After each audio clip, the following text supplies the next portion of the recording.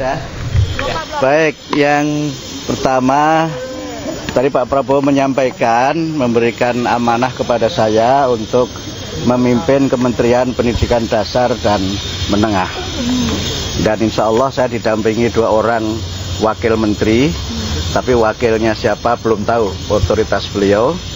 Dan kami juga menyampaikan insya Allah bisa melaksanakan dan memimpin kementerian untuk memajukan pendidikan.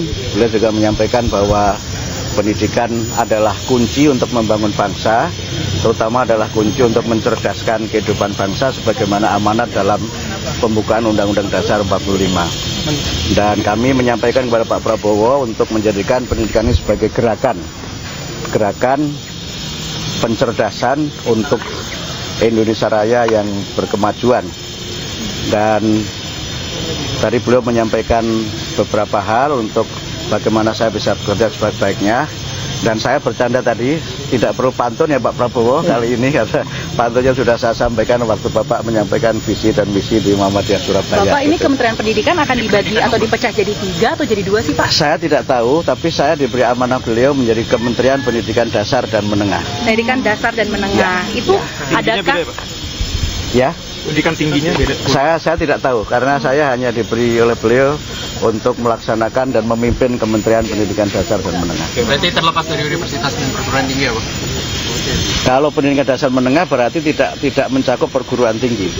Kalau pendidikan dasar menengah itu nomenklaturnya meliputi pendidikan prasekolah, kemudian sekolah dasar, kemudian sekolah menengah, kemudian pendidikan informal dan pendidikan non formal. Itu yang saya baca. Bapak sempat bertanya nggak sih Pak, kenapa pendidikan itu kementerian harus dipecah?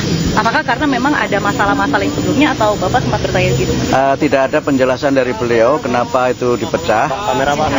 Tidak ada alasan dari beliau kenapa kementerian itu dipecah, hanya menyampaikan bahwa tugas kementerian ini sangat penting dan sangat sentral untuk membangun dan mencerdaskan kehidupan bangsa. Pak, isunya kan seminggu lalu calon-calon menteri ini tanda tangan fakta integritas ya Pak. Apakah itu isinya apa aja sih Pak? Apakah berapa poin atau isunya menyebut apa Pak? Baik, 2 hari yang lalu kami bertemu dengan Pak Profesor Sufmi Dasko dan kami menandatangani 2 dokumen.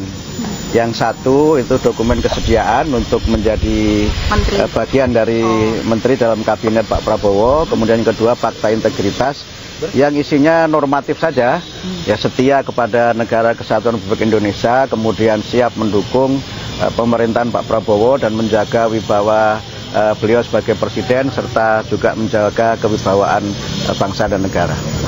Ya.